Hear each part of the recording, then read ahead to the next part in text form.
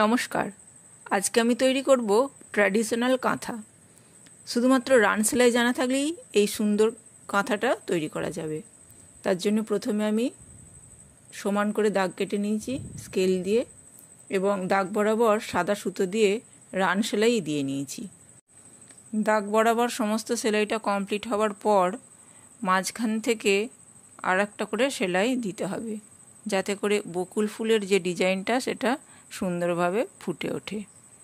বকুল ফুলের যে ডিজাইনটা ফুলের কাজটাতে এসে কিভাবে সেলাইটা দিচ্ছি সেটা একটু পজ করে আপনারা দেখে নেবেন, বা জুম করে একটু দেখে নিতে পারেন যে ফুলের ডিজাইনটা কিভাবে ফুটে উঠছে।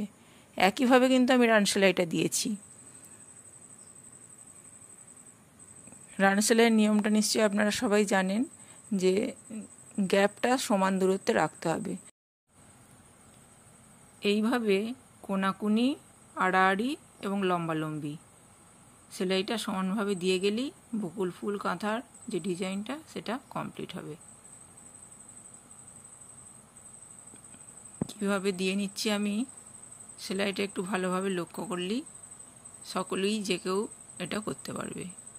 এখনকার দিনে তো কাঁথা সেলাই প্রায় উঠেই গেছে, কিন্তু নতুন নতুন ডিজাইন দেখলে কখনো কখনো আমাদেরও মনে কাঁথা সেলাই করবার ইচ্ছা জাগে।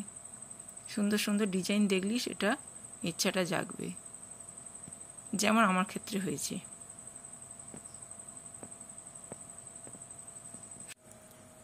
সমস্ত কাঁথাটা কমপ্লিট হওয়ার পর কেমন লাগছে আমাকে জানাবেন।